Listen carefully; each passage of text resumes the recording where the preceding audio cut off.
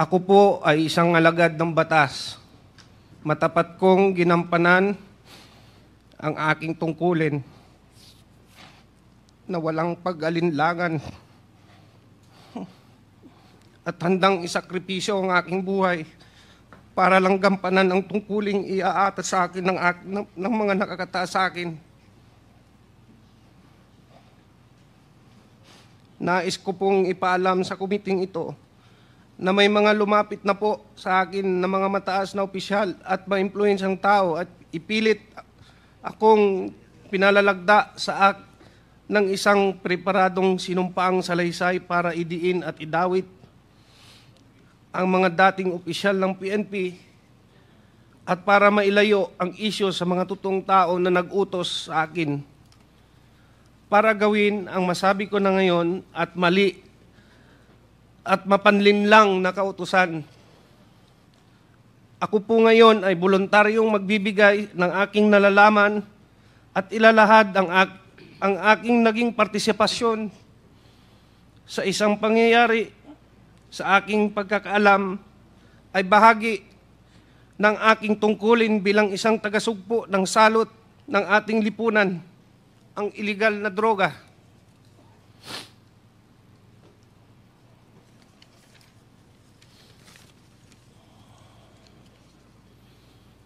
Ngunit ako po ay nalinlang at napaniwala ang ibinigay na tasking sa akin ay makakatulong laban sa droga, subalit ito pala ay ginamit sa kasangkapan para sa pansariling interes at masamang layunin. Ang paghahayag kong ito ay maglalagay sa panganib hindi lamang sa aking buhay, kundi kasama din ng aking pamilya. Dahil ako ay nalinlang, kaya't panindigan at haharapin ko kung anuman ang kahantungan ng aking paglalahad ng katotohanan, kahit ito ay maging katumbas ng aking buhay. Sana po, sa aking paglabas at pagsabi ng totoo, ay maibsan ang hinagpis at mabigyan ng hustisya si Atty. Wesley Barayuga at linisin ang pangalan ng mga taong idinawit lamang dito at panagutin ng tunay na may kasalanan. Sa panguli, taos puso po akong humingi ng patawad sa mga taong naapektuhan ng pangyayaring ito, lalong-lalo na po sa pamilya Barayuga na naulila dahil sa maling gawa at panlilinlang ng affidavit. Go ahead. Sige lang. Ako po, si Police Lieutenant Colonel Santi Mendoza, nasa tamang edad, isang Pilipino, nagtatrabaho sa PNP Drug Enforcement Group Headquarters, Camp Brigadier General Rafael T. Crami, Quezon City. Matapos manumpa alinsunod sa batas, ay nagsasaad ng mga sumusunod. Ako ay aktibong miyembro ng Philippine National Police na may ranggong Police Lieutenant Colonel. Ako ay kasulukuyang naka-assign sa PNP Drug Enforcement Group Headquarters. Noong 2019, ako ay isang police major at naka-assign sa Philippine National Police National Headquarters for the Deputy Chief PNP Administration. Noong Oktobre 2019, nakatanggap ako ng tawag mula kay Police Colonel Edelberto Leonardo na nagpapabatid sa akin na mayroon siyang espesyal na proyekto na may kinalaman sa isang high-value individual. Colonel Leonardo, ng aking tulong sa pagsasagawa ng operasyong ito noong panahong iyon, nagatubili ako at sinabi sa kanya na kailangan ko munang pag-isipan bago ko tanggapin ang trabahong iyon. Sa kabila ng aking pag-alinlangan, iginiit ni Police Colonel Leonardo na kailangan kong maging handa kapag ibinigay na niya ang go signal kaugnay ng nasabing operasyon. Sinabi pa niya na ang pagsasagawa ng proyektong ito ang magdidikta sa direksyon ng aking karera bilang isang pulis. Noong Pebrero 2020, muling nagpaluap si Police Colonel Leonardo at nagbigay ng karagdagang detalye kabilang ang pangalan ng target na kanyang tinutukoy bilang isang Wesley Barayuga, na nalaman ko siya ay kalihim ng Philippine Charity Sweepstakes Office noong panahong iyon. Binigyan din niya ako ng sinopsis na naglalarawan sa umanang pagkakasangkot nito sa illegal na droga. Matapos matanggap ang impormasyon, sinabi ko kay Sir Leonardo na dahil isang opisyal ng gobyerno ang target, mahalaga na magsagawa ko ng sarili kong verifikasyon. Ngunit sinabi niya na hindi na kinakailangan dahil ang utos ay mula kay GM Garma, dating Colonel Royena Garma, na may personal na kaalaman tungkol sa mga illegal na aktibidad ng droga ni Wesley Barayuga. Sa kabila ng aking pag-aalinlangan na tanggapin ang utos na ito, sa kadahilanang isang opisyal ng gobyerno ang aming target, ako ay napilitan na lang na sumang-ayon at sumunod dahil ang utos ay mula sa nakakataas na opisyal at upperclassman ko na si Colonel Leonardo at ang utos ay galing mismo sa isang opisyal ng gabinete ni Ma'am Royena Garma. Sa personal na aspeto, nag-aalala ko ano ang maaaring mangyari sa aking karera bilang isang pulis at higit sa lahat sa aking buhay, pamilya, kung tatanggapin ko at tatanggi ako, usundin ang utos. Matapos tanggapin ang assignment, pinasimulan ko ang paghahanda para sa proyekto, kabilang ang pag-recruit ng isang angkop na tao para isagawa. Kinausap ko si Nelson Mariano, na kilala kong may network kaugnay sa ganitong klaseng operasyon. Dahil siya ang aking dating informant sa mga personalidad ng droga at binigyan ko siya ng paunang detalye ng proyekto. Gayunpaman, bago maisakatuparan ang anumang aksyon, dumating ang COVID-19 pandemic na nagresulta ng pagpapatupad ng mahigpit na lockdown sa National Capital Region, na nagpahirap upang maipagpatuloy ang operasyon noong panahong iyon. Sarado ang mga tanggapan ng gobyerno at limitado ang galaw ng mga tao, kaya mahirap masubaybayan o masundan ang target.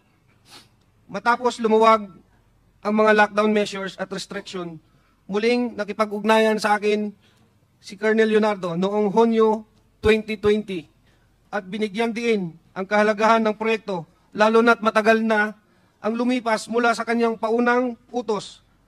Sa kanyang panghihikayat, sumang-ayon ako na muling kausapin si Nelson Mariano upang alamin kung nakahanap na siya ng taong angkop sa itinakdang gawain. Nakumbinsi ko si Nelson Mariano na lumahok sa operasyon base sa intelligence report na tinanggap namin mula kay Police Colonel Leonardo, na siya namang nakuha niya mula kay Ma'am Garma. Nagsasaad na si Wesley Barayuga ay sangkot sa mga iligal na aktibidad ng droga. Sinabi rin ni Police Colonel Leonardo na may isang taong nagngangalang Tox ang makikipag-ugnayan sa akin at magbibigay ng karagdagang impormasyon tungkol sa target. Ang nasabing Tox, ayon kay Police Colonel Leonardo, ay isang bata ni Ma'am Garma mula sa CIDG. Matapos makatanggap ng tawag mula kay Tox, sinabi ko sa kanya, mag-coordinate siya sa aking middleman na si Nelson Mariano, na siyang magbibigay ng impormasyon sa designated hitman. Sinabi ni Nelson Mariano, sabi niya na maasahan si Luloy at kayang tapusin ang ibinigay na gawain. Sinabi ko kay Nelson na makipag-ugnayan sa kanya, si Tox, na magbibigay ng detalye tungkol sa target. Pinayuhan ko siya na mag-ingat at magkita na lang kami muli pagkatapos ng proyekto upang ibigay ang bayad na manggagaling kay Police Colonel Leonardo. Noong Hulyo 30, 2020, muling tumawag si Colonel Leonardo at ipinaalam sa akin na ang target na si Wesley Barayuga ay nasa PCSO at maaari na naming isagawa ang operasyon. Ipinadala niya sa akin ang larawan ni Wesley Barayuga habang ito ay nasa conference meeting sa loob ng PCSO. Sinabi ni Colonel Leonardo na ang larawan ni Wesley Barayuga ay kinuha at ipinadala sa kanya ni Ma'am Garma.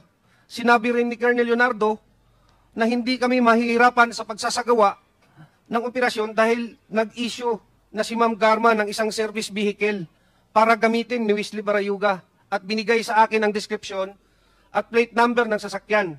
Sinabi niya na maaari na naming tirahin si Wesley Barayuga pagkatapos niyang lumabas sa gusali. Ipinasa ko ang lahat ng impormasyong ito kay Nelson Mariano. Matapos na matagumpay na naisagawa ang operasyon, ipinaalam sa akin ni Police Colonel Leonardo na si Ma'am Garma ay nagbigay ng 300,000 bilang kabayaran para sa aming trabaho. At ito ay iaabot ni Tox sa aking middleman na si Nelson Mariano. At nang magkita kami ni Nelson, inabot niya sa akin ng halagang 40,000 bilang aking bahagi sa kabayaran. Isiginagawa ko ang salaysay na ito upang patunayan ang katotohanan ng mga nabanggit na pangyayari kaugnay sa pagpatay kay Wesley Barayuga na isinagawa sa ilalim ng utos at direktiba nila Police Colonel Edelberto Leonardo at Ma'am Riena Garma. Bukod dito, ginawa ko ang pahayag na ito ng kusa. Walang anumang pamimilit, panggigipit o anumang uri ng kabayaran, salapi man o kahit anuman, at para sa anumang legal na layunin na maaari nitong paggamitan. Bilang papatotoo, aking nilagdaan ang salaysay na ito noong September 25, 2024 sa lungsod ng Quezon. Congressman Pimentel, go ahead. Mr. Chair, can I proceed with my interpellation? Go ahead, go ahead.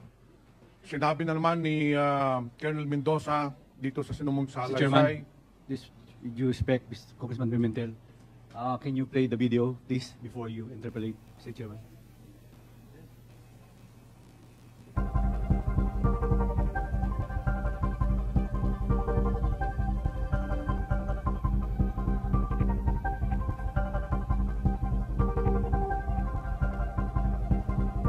Colonel Santi, ito ba yung sasalaysay mo? Ito ba yung sasalaysay mo? Nakita natin sa video. Opo, Your Honor. Thank you, Mr. Chairman. Mr. Chair, yung nakita po ninyong may video ngayon, lalo na doon sa mga nandito, yung po ay pangyayari noong July 30, 2020, kung saan pinaslang si Attorney Wesley Barayuga. Mamaya ikikwento ko po sa inyo or establish po natin, por basis sa salaysay niya, para masigurado natin sino ang nagpapatay, binanggit na kanina ni Colonel Mendoza, at ang pinaka-importante sa lahat, klaklaruhin po natin kung bakit pinapatay ni Colonel Garma si Attorney Wesley Barayuga. So kung mararapatin mo lang, Colonel Mendoza, para mas maliwanagan talaga ang lahat, isa-isahin po natin yung sinumpang salaysay mo. Sinabi mo sa paragraph 2, noong October 2019, nakatanggap ka ng tawag kay Police Colonel Edelberto Leonardo. Bakit kilala mo itong si Colonel Leonardo? Kasi po dati po akong Regional Drug Enforcement Unit ng So NCR. na-assign ka sa kanya? Sa Opo, under at his, lahat po ng RDEO chief before, may contact po sa kanya. So kilala mong personal itong si Colonel Leonardo? Opo. Nandito po ba si Colonel Leonardo sa kwartong ito? Pwede mo bang ituro? Saan dito si Police Colonel Huberto Leonardo? Opo. Pwede mo Katabi po ituro? ni Sir Patay. So Mr. Chair, the resource Mr. Chair, person, pakitayo nga at pakituro mo si Colonel Leonardo. Mr. Chair, clearly the resource person has identified Police Colonel Leonardo in accordance with this affidavit. Nung tumawag sa iyo si Colonel Leonardo noong October 2019, anong sinabi sa iyo? Ayun nga po, sabi niya may pakiusap siya kung pwede. Tulungan ko raw siya sa isang project na to kasi high value target daw po. Ang Pero sinabi wala. niya sa iyo, nagpapatulong siya para sa isang malaking operasyon, sa isang high value target. Opo. Sa pagkakaintindi mo, nung sinabi sa iyo na pinakiusapan ka, ano ba ang ibig sabihin ng operasyon?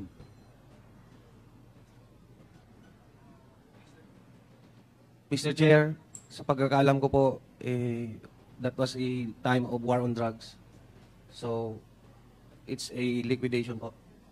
Colonel Mendoza, in police parlance, pag sinabing operation, ibig sabihin, meron siyang ipapapatay. Ganun po ba? Ang pagkakaintindi mo nung sinabi sa iyo na may operation siyang hinihiling sa iyo?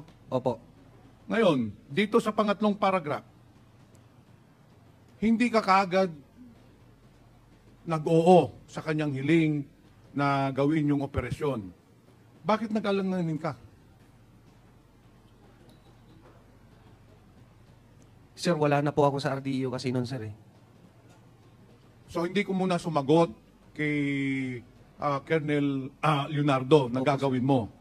Pero nung Pebrero 2020, tumawag na naman si Colonel Leonardo sa iyo at nagbigay na ng karagdagang detalye.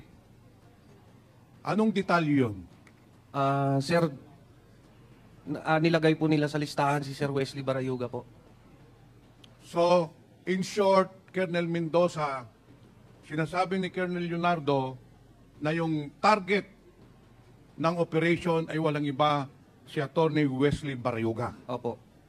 At nagbigay po sila ng synopsis tungkol sa activity ni Sir Wesley Barayuga daw sa Pero that is very clear, drug Mr. Chair, activities. na fabricated yon para maniwala ka.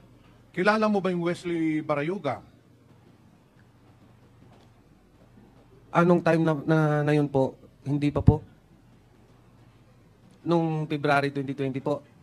Hindi ko siya, naririnig ko siya sa ano, sir, kasi secretary siya ng ano, sir, ng PCSO, sir. Mr. Chair, yung binabanggit po ni Colonel Mendoza na sa pag-uutos ni Colonel Leonardo, si Attorney Wesley Barayuga po, for the information of everyone, is a retired police general, PMA Matikas Class 83. He was the corporate board secretary of PCSO. He assumed his position on January 24, 2018 until his death on July 30, 2020. Nagpag-abot po sila ni Colonel Garma. Si Colonel Garma naman po ay July 15, 2019 na talaga sa PCSO hanggang June of 2022. Balikan po natin yung sinapang salaysay mo. Matapos ma-identify ni Colonel Leonardo na ang target ay si Wesley Barayuga, sinabi mo sa kanya na tinanggap mo na yung assignment, hindi ba? Nung pagtawag sa iyo, tinanggap mo na yung assignment. Opo. Na operatan, papatayin si Attorney Barayuga. Ngayon, anong sinagot mo sa kanya? Hindi ba sinabi mo sa kanya? Yes, sir na lang po. Hindi ba sinabi mo sa kanya na, Sir, magsa-surveillance ako, i-verify ko muna kung sino yung target. Hindi po ba? Opo. Okay. Kasi nga po, government... Dahil hindi mo kilala yung Wesley Barayuga. Opo. Kaya sinabi mo kay Colonel Leonardo, Colonel, gagawa ko ng sarili kong investigasyon. Pero ang sagot sa iyo ni Colonel Leonardo, ang sinabi sa iyo, hindi mo na kailangan mag-verify o mag-imbestiga dahil bibigyan ka na lang ng profile at saka mga information ni ni General Manager Garma dahil siya ang nag-utos na ipapatay si si General Barayuga. Hindi po ba? Opo. Okay. Dito tayo sa paragraph 8. So, inutusan ka na ni Colonel Leonardo na patayin si Wesley Barayuga. Tinanggap mo na yung assignment. At nung tanggapin mong assignment, sinabihan ka na ni Colonel Leonardo na maghanda ka na para sa ating proyekto. Anong ginawa mong paghahanda? Sir, nag-recruit po ako ng angkop na tao para po sa trabahong inaatas niya sa akin, sir. Para ma-comply ko po sa kanya. In short, Mr. Chair, si Colonel Mendoza naghanap na ng tao na gagawa nung pagpaslang kay General Barayuga. Hindi ba, Colonel Mendoza? Yes, Your Honor. At sino pong nahanap mo na makakatulong na gawin yung pagpaslang kay General Barayuga? Your Honor, ang nakita ko po si Nelson Mariano po.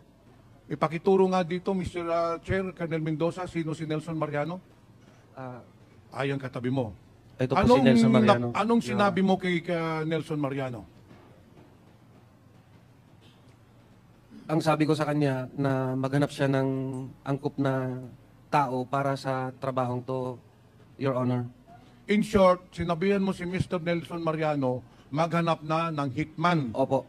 Maghanap na ng hitman na siya ang papatay kay General Barayuga. Hindi po ba? Opo, Your Honor. Bakit mo kilala itong si Nelson Mariano? Isa ko po siyang informant nung Dati po sa regional, nung nasa RDEO pa po ako ng NCRPO. Bakit Colonel Mendoza siya ang napili mong na maghanap ng hitman? Kasi po, sa pagkakalam ko, siya yung may kapasidad at may network po sa ganitong larangan ng trabaho po. So sa pagkakaalam mo, si Nelson Mariano maraming kilala ng mga guns for hire, hindi po ba? Opo. Ito ay nangyari nung lahat ng ito, yung pagpaplano, pagkontak kay Nelson Mariano, ay nangyari bago dumating ang COVID pandemic, hindi po ba? Opo. So ang nangyari, hindi natuloy yung proyekto. Hindi natuloy yung operation, nagantay kayo ng ilang buwan. Opo, Kasi Your Honor. nag-lockdown na nung pandemic, hindi po ba? Opo. Okay. Dito sa sinumpang salasay mo, sa paragraph 9, dahil lumipas na nga ang ilang buwan, hindi pa na-implement yung plano na patayin si General Barrioga, tumawag na naman po uli sa iyo si Colonel Leonardo at nakipag-ugnayan sa iyo. Hindi po ba? Tama po. At pagkatapos noon, tanawagan ka noong June 2020, hindi ba? Kasi yung unang tawag ni General o ni Colonel Leonardo, if I am not mistaken, was October 2019. Opo. Pangalawang tawag niya, February 2020. Nang pangatlong tawag na niya, yung June 2020 na, dahil minamadali ka na, dahil sinabi ni Colonel Leonardo, iniipit na siya ni GM Garma. Hindi po ba, Colonel Mendoza? Tama po, Your Honor.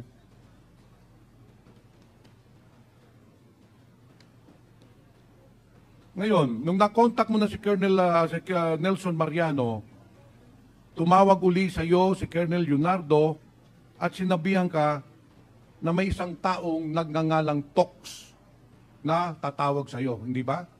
That day po yun na sa sir, Your Honor, na tumawag sa akin. The same time lang po yun. Tapos nag-relay siya na may talks na magkakapag-coordinate nga daw sa amin. Na Yun tao ang ni- makikipag-coordinate Opo. niya sa iyo. Anong sinabi exactly ni Colonel Leonardo sa iyo? Sino itong Tox na ito?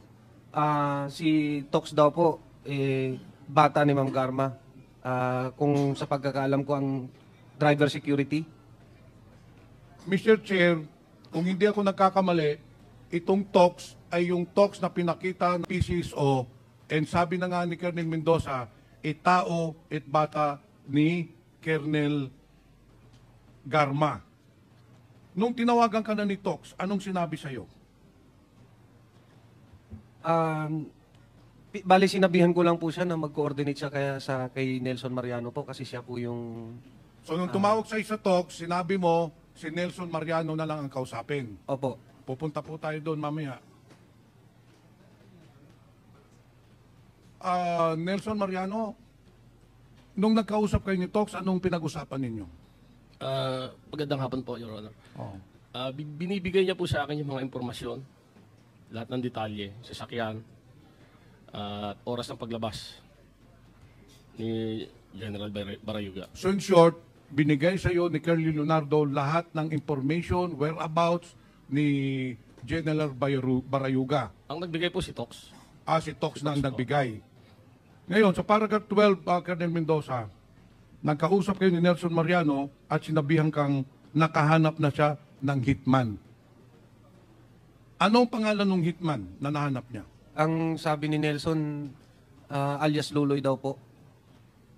Alias Loloy. Opo. Ano naman ang sinabi ni Colonel Leonardo sa iyo, magkanong ibabayad doon sa hitman na si Loloy? 300,000 daw po galing kay Ma'am Garma. So very clear na sinabi niya yung 300 piso na ibabayad kay Loloy na yun ang papatay kay Colonel kay General Barayuga ay manggagaling kay Colonel Garma. Yung po ba? Opo, Your Honor. Mr. Chair, the plan was set from the very beginning. Tumawag si Colonel Leonardo kay Colonel Mendoza, sinabihan siya na may operation, and then si Colonel Mendoza, kinontak naman si Nelson Mariano, and then itong si Nelson Mariano, kinontak naman yung Loloy na hitman, at saka nag-usap sila ni Tox na tao ni Colonel Garma. And then on July 30, 2020, nangyari na po yung pagpatay o pagpaslang kay General Barayuga, kung saan nakita po natin sa video, 2 beses na po pinalabas. Pagkatapos ng insidente, Colonel Mendoza, pagkatapos pagpaslang, ano na po ang sunod na nangyari? Sinong tumawag sa iyo? Tumawag ko sa akin si Sir Leonardo na may binibigay po daw na pabuya si Ma'am Garma. Tumawag sa iyo si Colonel Leonardo na sinasabing meron ng 300,000 pesos para ibayad dun sa hitman na nagpaslang kay General Barayuga. Yung Opo. po ba ang sinasabi nyo? Opo, Your Honor. So sinong 2,000 sa iyo, Nelson? Si Tox po. Si Tox. Pagkatanggap mo ng 300,000 pesos, ano na ang ginawa ninyo doon sa 300,000 pesos? Tinago ko po yung 60, binigay ko kay Colonel Santi yung 40. Yung 200 binigay ko kay Loloy sa Santa Mesa. Itong si Tox, kung makikita ninyo, ay makikilala pa ba ninyo? Opo.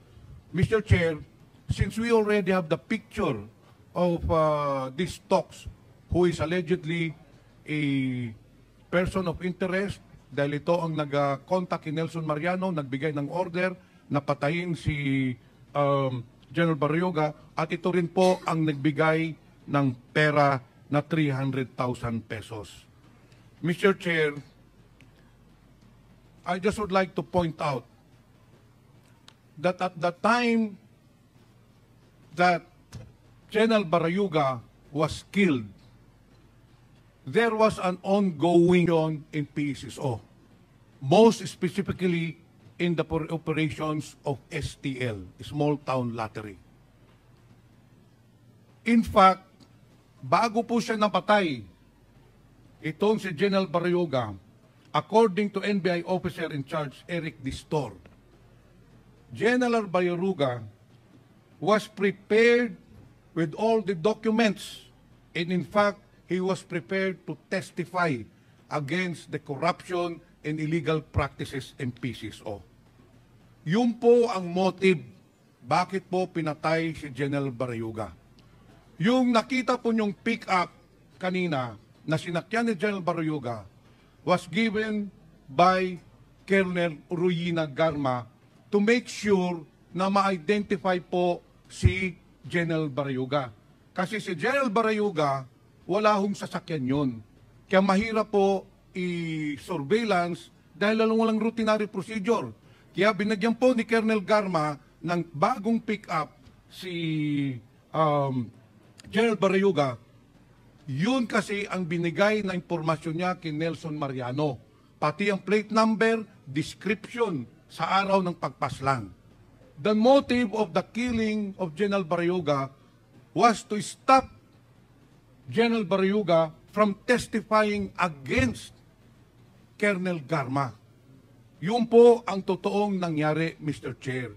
And that is why I would like to recommend to this committee, in the committee report, that we should file the necessary cases against those perpetrators when I cannot let justice not be served to the victims.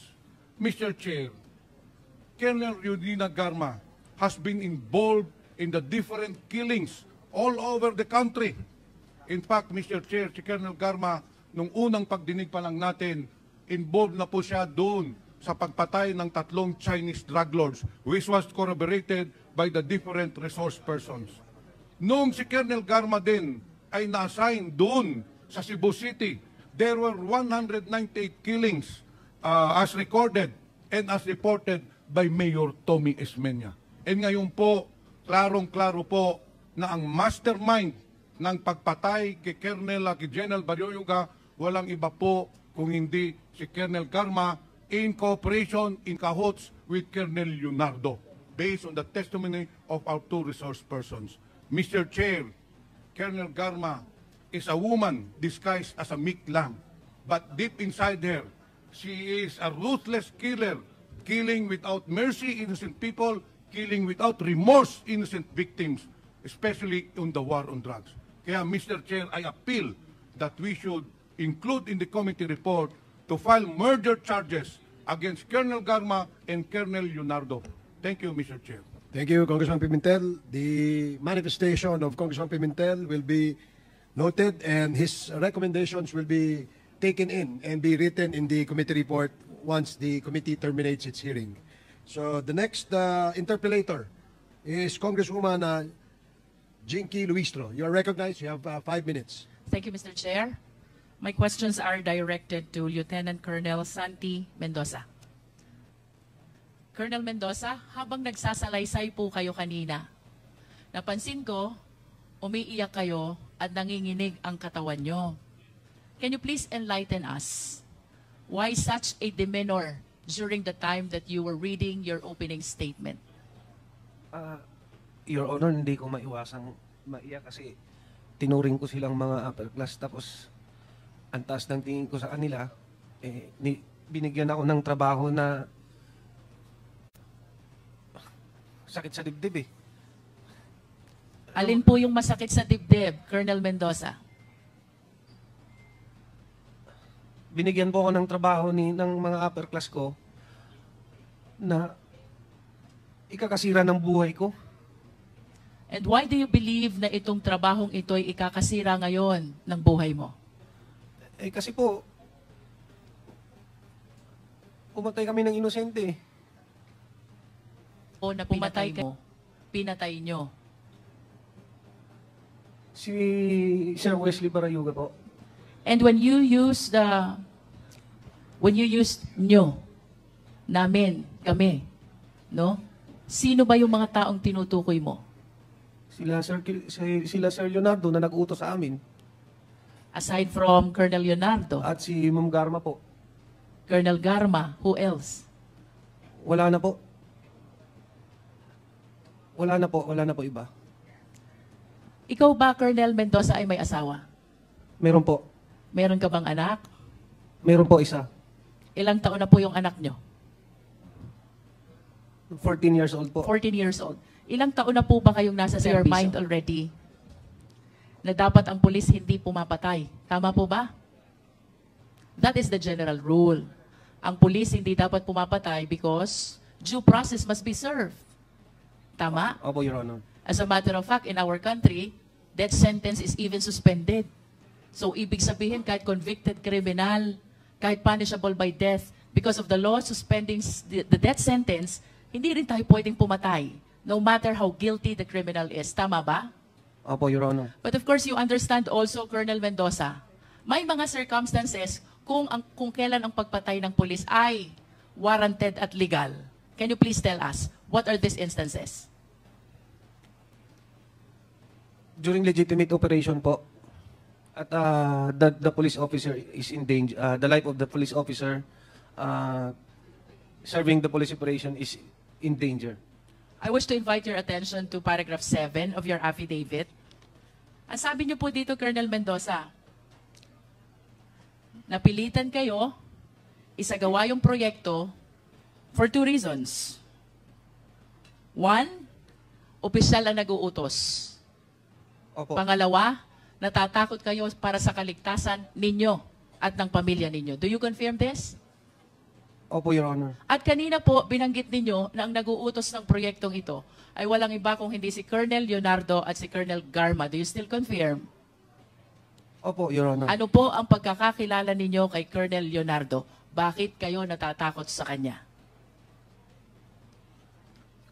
Siyempre po, siya yung panahon ng former president po natin na isa sa pinakamalakas. When you say pinakamalakas, panahon ng former president, anong ibig sabihin mo, Colonel Mendoza? Nakakabulong po at nagkakatotoo. Nakakabulong, nagkakatotoo. Pwede mo ba kaming kwentuhan? Ano itong pagkakataong nakabulong at nagkatotoo ang mga sinabi ni Colonel Mendoza sa former president? Ni Colonel Leonardo po. Colonel Leonardo.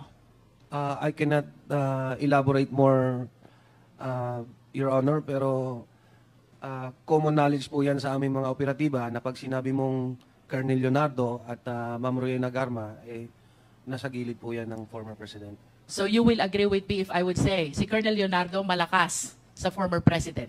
Yes po. Kung anong sabihin ni Colonel Leonardo, papaniwalaan ng former president? Maaari po. At kung anong hilingin ni Colonel Leonardo, susundin ng former President. Maaari din po. Let's go to Colonel Garma. Naniniwala ka din na si Colonel Garma malakas sa former President. Yes po. At kung ano sasabihin ni Colonel Garma, paniniwalaan ng former President. Yes, yeah. At kung anong hihilingin ni Colonel Garma sa former President, susundin din ng former President. Tama ba? Maaari din po.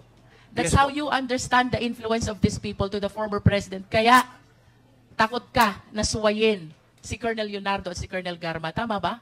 Yes, Your Honor. At dahil sa lakas ng impluensya nila sa Presidente, pwedeng mawala ka sa serbisyo. Tama? Yes, Your Honor. Pwede ka ring mamatay. Tama? Lalo. Ha? Yes, Your Honor. Pwede ka ring makulong. Tama? Opo. Puntahan natin yung pangalawang dahilan. Bakit napilitan kang sumunod sa proyektong ito? You said, natatakot ka para sa sarili mo at sa mga pamilya mo. Ano yung mga pangyayari na naging dahilan kung bakit nagkaroon ka ng takot para sa kaligtasan mo at kaligtasan ng pamilya mo?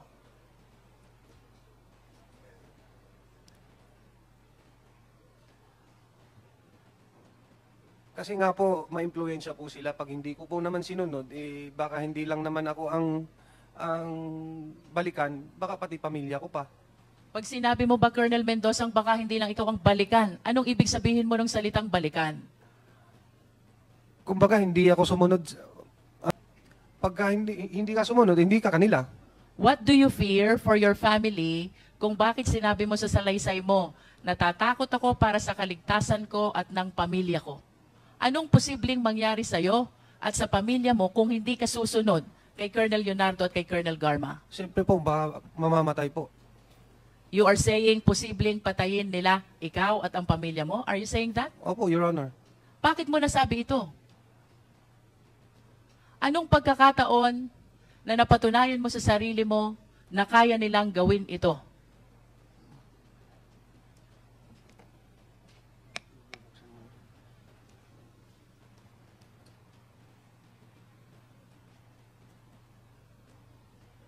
Your Honor, maraming na kasing ugong-ugong eh. Maari mo bang isalaysay sa amin ano yung mga umuugong na yon? Dahilan kung bakit mo inisip na baka patayin ni Colonel Leonardo at ni Colonel Garma, ikaw at ang pamilya mo, kung hindi ka susunod sa proyekto?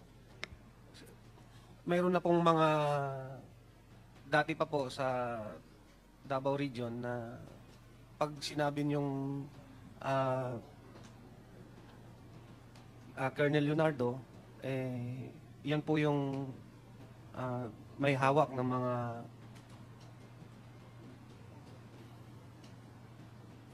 May hawak ng ano, Colonel?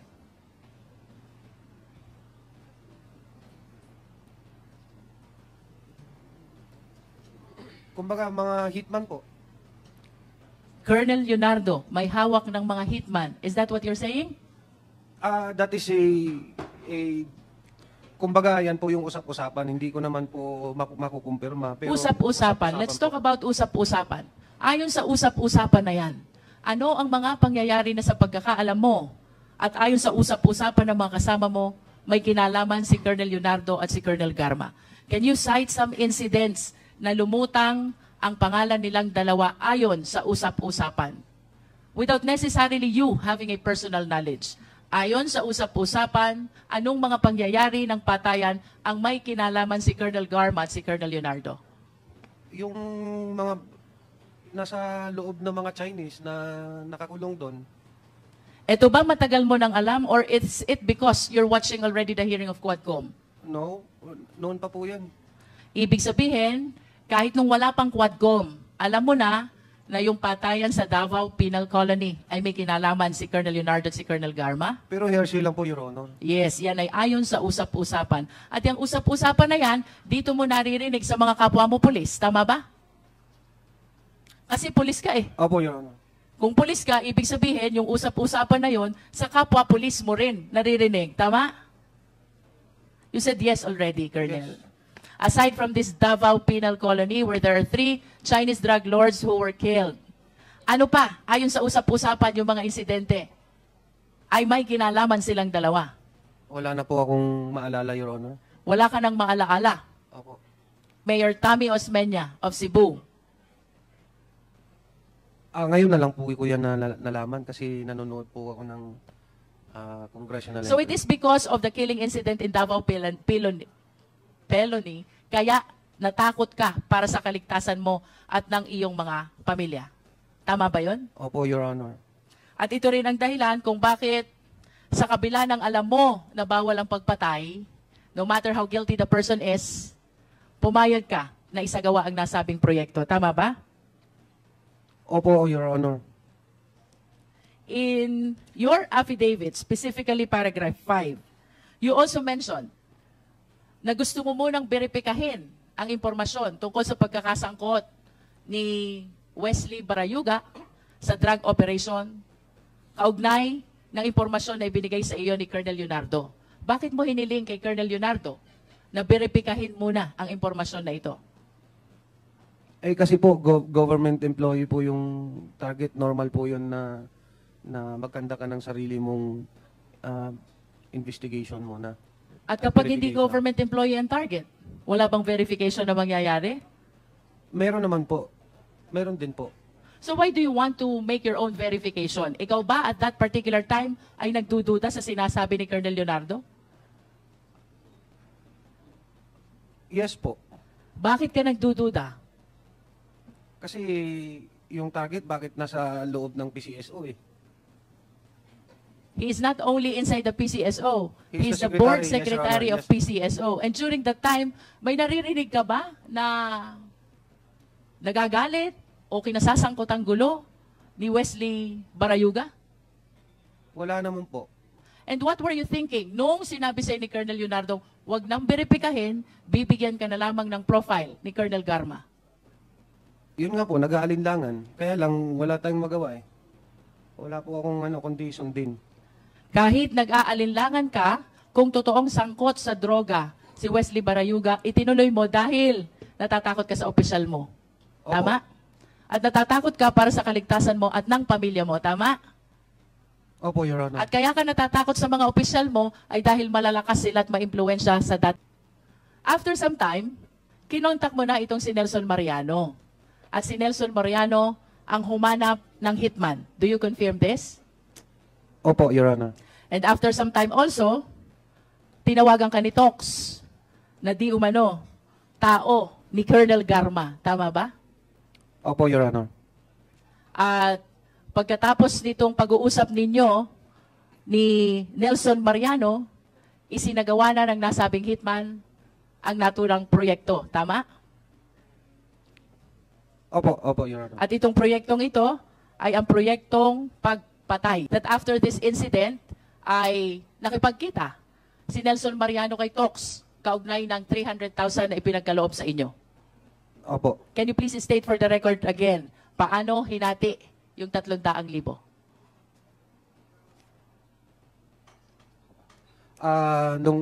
Nung dumating po si Nelson, may dala-dala po siyang 300. Binigyan niya ako ng 40. Binigay ko na sa kanya yung iba. Ang kumuha ng pera ay si Nelson po. Nelson. Pagkatapos niyang kuhanin ang pera kay Tox, anong sunod na nangyari? Pumunta po siya sa akin. Pumunta sa'yo, Sabi niya, eto na po, sir. Sabi ko, sige. Sabi niya, binigyan niya ako ng 40. and then, where did the rest of the 260,000 go? Nasa kanila po. Nasa kanila. Would you know kung paano nahati yung 260,000? Si You have 1 Nelson minute po. left, Congresswoman Jinky. Si Nelson na ang nakakaalam noon. Opo. Yes. Colonel Mendoza, I want to remind you, you have a career in the PNP. Tama? Yes, Your At Honor. kagaya na sinabi mo, ikaw ay 20 taon na o 22 taon na nasa serbisyo. Yes, Your Honor. And perhaps after some time, you will be enjoying your retirement in PNP. Tama ba? Yes, Your Honor. I am just curious. Sa kabila ng panganib na iyong isinalaysay sa iyong opening statement, bakit ka lumutang at bakit mo isinasalaysay itong insidenteng ito laban kay Colonel Leonardo at kay Colonel Garma? Bukod po sa bigat ng konsensya na dinadala ko po, for 4 years, may mga instances po na May gusto pang idawit na ibang tao po kasi. Kaya Sinong gustong may idawit? yung may kumalat po kasi ng mga text messages nung nakaraang linggo eh. Anong sabi sa text messages? Na hindi lang ako daw po yung gunman, ganun lang po. Hindi lang ikaw ang? Ako daw po yung gunman, tapos iba po yung hindi po klaro eh. Kasi Kindly wrap In up, other words, Congresswoman Colonel Jinky. Mendoza, kaya mo ginagawa ito because after 4 years, gusto mong tanggalin yung bigat ng loob mo. opo, Dahil hindi ka masamang tao. opo, At hindi ka pumapatay sa taong walang laban. Tama? correct po, At napilitan ka lamang pumatay dahil sa takot mo sa mga opisyal na ito. Tama? correct po. Nevertheless, I wish to manifest, Mr. Chair, Colonel Mendoza. In a theory of conspiracy, there are 3 types of principal. And in the story you narrated, you mentioned the name of Colonel Leonardo, Colonel Garma, Colonel Santi Mendoza, Nelson Mariano, Tox, and Loloy, the hitman. Under the theory of conspiracy, kahit hindi ikaw ang pumatay, you will still be liable for the same crime. This is the definition of conspiracy. That the act of one is the act of all. The crime of one is the crime of all. And the penalty of one is the penalty of all. And I wish to state for the record, Mr. Chair, that given these names, who figured out Colonel Leonardo and Colonel Garma participated as conspirators by inducement. Kung hindi po nila pinagplanuhan, inisip, inutos, at ipinagkaloob lahat ng mga kailangan, they will not be able to perpetrate this crime of murder. For Colonel Santi Mendoza and for Nelson Mariano, perhaps they did not participate in the killing incident. However, under the law, they are considered as principals by indispensable cooperation. Sapagkat sila ang nag-connect sa hitman. And without their indispensable cooperation of connecting this idea, this criminal intention to the perpetrators, there is no crime of murder. And for Loloy and the rest of the backup who appeared in the video, perhaps the one riding in the car and the one riding in the motorcycle na di umano'y bumak up sa pagpatay na ito, we can consider them as principal by direct participation. Sa kabila ng lahat ng ito, sa kabila ng posibilidad na madawit ang pangalan ni Colonel Santi Mendoza at kasama na si Nelson Mariano, they took the courage to speak before the Quadcom dahil gustong alisin ang bigat sa dibdib ng loob, particularly of Colonel Mendoza. Thank you, Mr. Chair. Thank you, Congresswoman Luistro. The next